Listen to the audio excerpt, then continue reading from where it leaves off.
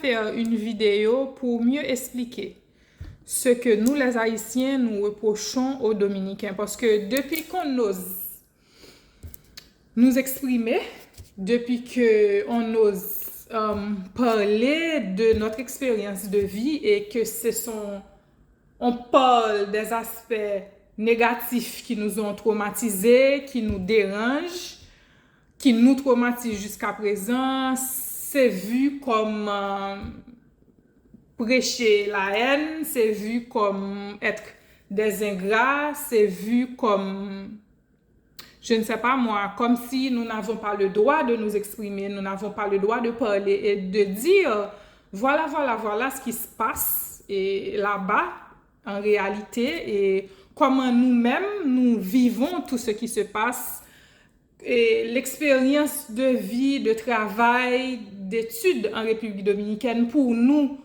Et voilà comment ça se passe, sans maquillage, sans fard, depuis qu'on ose exprimer notre désarroi, on est vu comme peut-être comme ingrat et c'est bien dommage parce que nous vivons beaucoup de choses traumatisantes et troublantes et on a le droit de nous exprimer librement. Pour commencer, ce qu'un Haïtien en général reproche à un Dominicain ou bien à une certaine opinion en République dominicaine, c'est cette façon de nous voir comme des objets à exploiter. Depuis qu'on a l'impression, sur la frontière, quand on essaie de traverser légalement, pas vrai, avec notre visa, sur notre passeport et tout ça, depuis que tu traverses la frontière, il y a un sentiment de peur d'exploitation, de peur de l'exploitation des agents douaniers, des chauffeurs de transport en commun. Il y a une peur constante de qu'on va se faire exploiter parce que c'est quelque chose d'assez courant, d'assez commun et l'exploitation des Haïtiens en ce sens. À travers tout un tas de paiements illégaux, vous voyez, de manières de rentrer de l'argent avec nous en nous utilisant comme des sources de revenus faciles, vu le fait que nous sommes des Haïtiens et que nous essayons de venir nous établir ou bien d'étudier ou bien d'aller faire un commerce en République dominicaine. Automatiquement, systématiquement, on a l'impression que ce qui se passe dans la tête du Dominicain, c'est que nous sommes exploitables. Nous sommes des gens qui, comme nous sommes haïtiens, c'est facile de nous exploiter et c'est même une chose normale. C'est ce sentiment qu'on a. Donc, dès lors qu'on traverse de l'autre côté de la frontière, on a un sentiment de méfiance, on a un sentiment de peur qui nous envahit parce qu'on sent qu'on va se faire, on va abuser de nous, on va nous exploiter. Et c'est normal, c'est pas quelque chose c'est quelque chose qui est un peu même accepté, que c'est un Haïtien, donc c'est pas grave, on peut faire un peu n'importe quoi avec lui. Haïtien égal, on va lui soutirer de l'argent de n'importe quelle façon, parce qu'en tant qu'Haïtien qui traverse, c'est une façon de faire courante, normale, de l'exploiter. Voilà. Donc, c'est ce qu'on reproche, c'est cette attitude-là, c'est cette mentalité-là qui nous dérange énormément et dont on ne parle pas assez, ok? Et ça, c'est notre cri, ça vient de notre cœur, c'est quelque chose qu'on essaie de partager avec vous pour vous faire comprendre comment nous nous sentons, nous, en tant qu'Haïtiens en République dominicaine. Nous savons que nous ne sommes pas les bienvenus, nous savons qu'il y a tout un tas de problèmes sociaux que l'on cause, etc. Et que vous avez peur, les Dominicains ont peur de perdre leur identité à cause du surplus d'Haïtiens qui vient s'installer là-bas. Enfin, il y a tout un tas de raisons qui nous sont imposées pour justifier un certain traitement envers nous que nous n'acceptons pas. Et aujourd'hui, on dit que, attention, il y a un problème là. il y a un problème. On ne vous dit pas de ne pas contrôler vos frontières, on ne vous dit pas de ne pas contrôler vos services sociaux, on ne vous dit pas qu'il n'y a pas un problème d'immigration. Au contraire, il y a un fort nombre d'Haïtiens illégaux, effectivement, en République dominicaine, et que c'est tout à fait normal que la société dominicaine, le gouvernement dominicain, essaie de contrôler ça. Il n'y a pas de problème avec ça.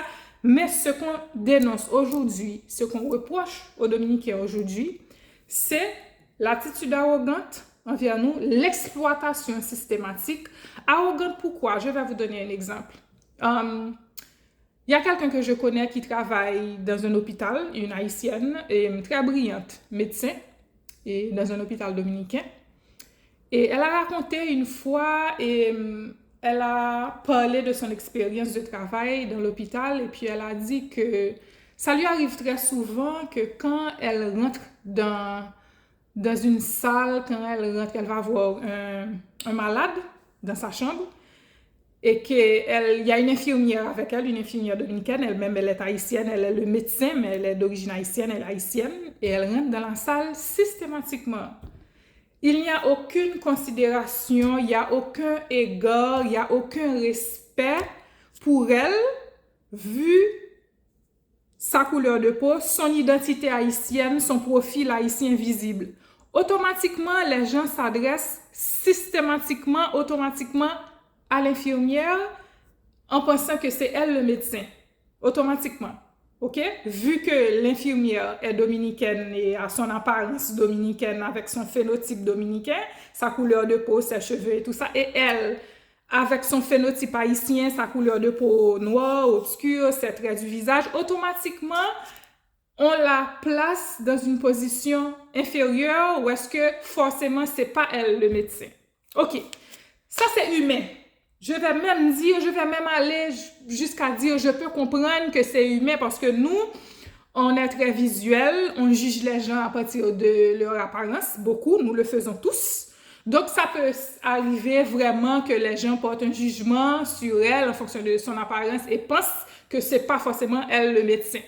Ça, c'est pas normal, mais je peux comprendre. Mais, ce qui dérange et qui prouve qu'il y a un problème, c'est quand cette même personne affirme son autorité de médecin, ou est-ce qu'elle dit non, que c'est pas madame le médecin, c'est moi qui suis le médecin, les attitudes de moquerie qu'elle reçoit, de manque de considération, de manque d'égard,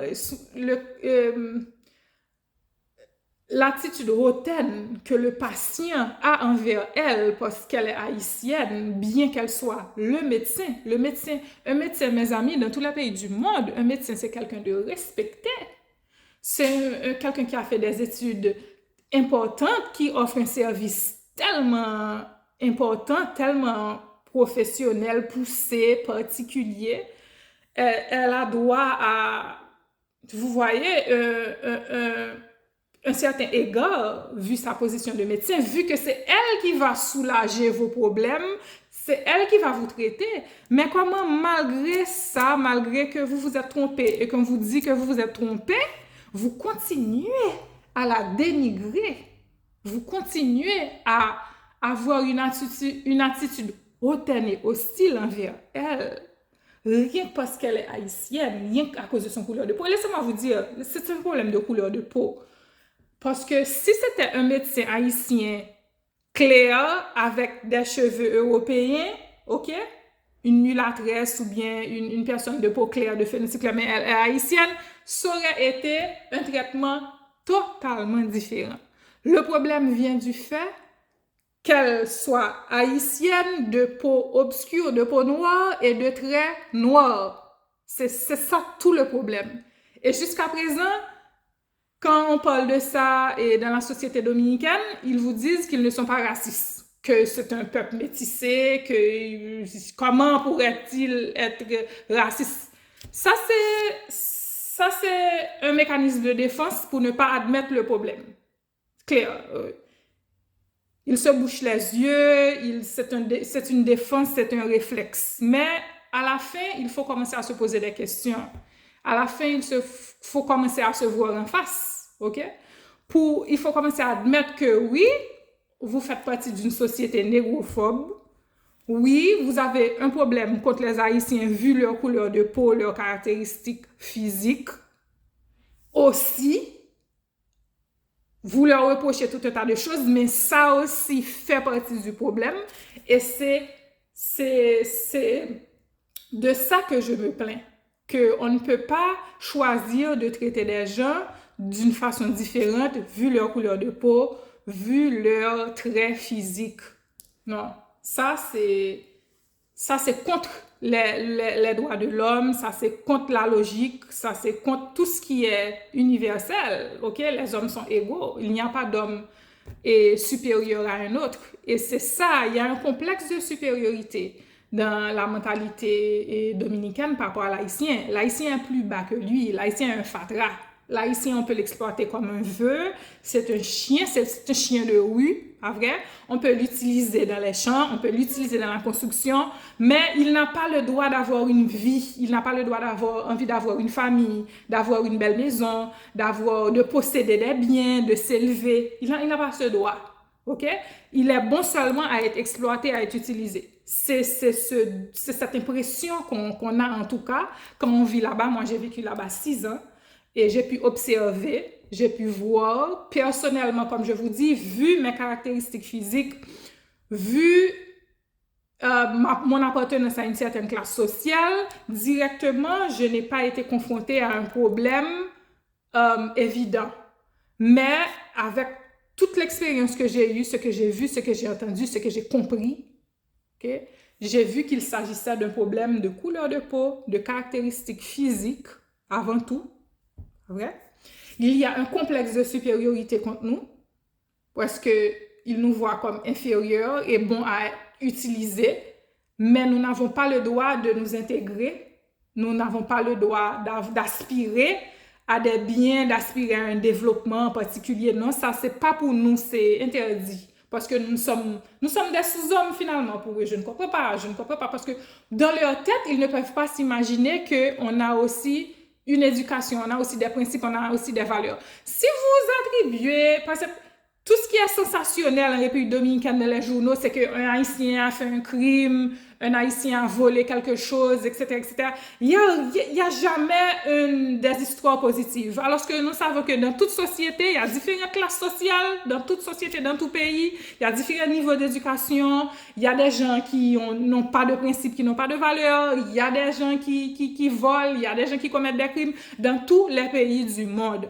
Pourquoi nous-mêmes, systématiquement, on attribue tout ce qui est laid, tout ce qui est sale, tout ce qui est négatif à nous? Pourquoi c'est cette image qu'on donne toujours de nous? Pourquoi c'est comme ça aussi qu'on nous voit tout le temps? Pourquoi quand on dit haïtien, pourquoi haïtiano? Quand un dominicain te dit ouf, haïtiano, c'est quelque chose que tu sens qui sort dans cette tripe et qu'il qualifie de sot, de sale. Tout haïtiano, c'est synonyme de sot, de sale, de brutal, tu sais. Et c'est vraiment, moi, c'est ce que je dénonce, ok? Que les gens me disent que effectivement le PIB du pays ne peut pas supporter la quantité d'Haïtiens qui viennent.